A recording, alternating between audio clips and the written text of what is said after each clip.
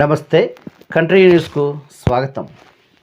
మాపై ఇలాంటి వ్యాఖ్యల ఇకనైనా ఆపాలంటూ కన్నీరు పెట్టుకున్న శుభలేఖ సుధాకర్ ఆ పేరు తెలియని తెలుగు ప్రేక్షకులు ఉన్నారు. ఇండస్ట్రీలో ఆయన రాటు తేలిన యాక్టర్.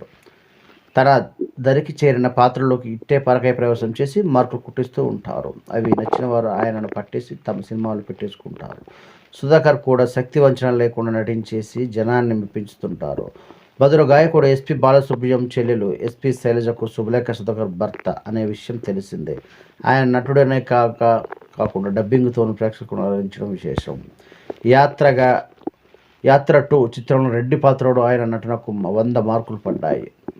సినిమా చూసిన ప్రేక్షకులు ఆయన పాత్రను మర్చిపోవడం కష్టం. అంతలో ప్రేక్షకులను మెప్పించారు చెప్పవచ్చు. తాజాగా ఒక ఇంటర్వ్యూలో పలు యూట్యూబ్ ఛానల్స్ తన పట్ల వ్యవహరిస్తున్న తీరుపై ఆయన అసంతృప్తి వ్యక్తం చేశారు. తప్పుడు లైన్స్ పెట్టి తలో ఇబ్బందులకు గురిచేస్తున్నారని ఆయన ఎమోషనల్ అయ్యారు. సుధాకర్కు అపాయింట్మెంట్ ఇవ్వని చిరంజీవి శైలజతో విడాకులు తీసుకున్న సుధాకర్ ఇలా తప్పుడు రాతలు ఎందుకు రాస్తున్నారంటూ ఆయన ఆవేదన చెందారు. చిరంజీవితో నాకు మంచి సాన్నిహిత్యం ఉంది. ఎస్పి బాలసుబ్రహ్మణ్యం గారు అనారోగ్యంతో ఇప్పుడు 54 రోజుల పాటు ఆయన నిత్యం ఫోన్ కాల్ చేస్తూనే ఉన్నారు. ఆయన ఆరోగ్యం గురించి ఎప్పటికప్పుడు వివరాలు తెలుసుకునేవారు. మెగాస్టార్ నా మొదటి హీరో.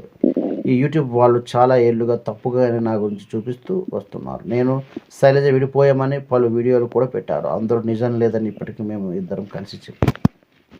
ఇలాంటి వార్తలు వచ్చినప్పుడు మా అమ్మ గారు శైలజను ఒకరోజు ప్రశ్నించారు. ఇద్దరి మధ్య ఏమైనా గొడవలు ఉన్నాయా అని.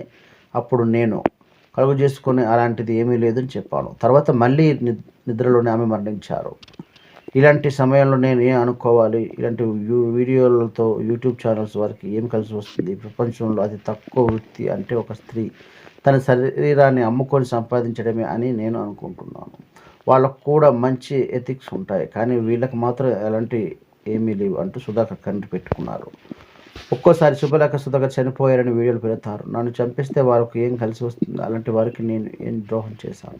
కనీసం నేను ఎవరిని కూడా ఇబ్బంది పెట్టను. మీ పొట్ట నింపుకోవడానికి మరొకరిని ఇలా చంపడం ఎందుకు? అలా సంపాదించిన డబ్బుతో తిన్న ఆహారం ఒంటికి పడుతుందా? ఇలాంటి వీడియోలు చేసేవారు 100% అనుభవిస్తారు అని ఆయన క్షోభించారు.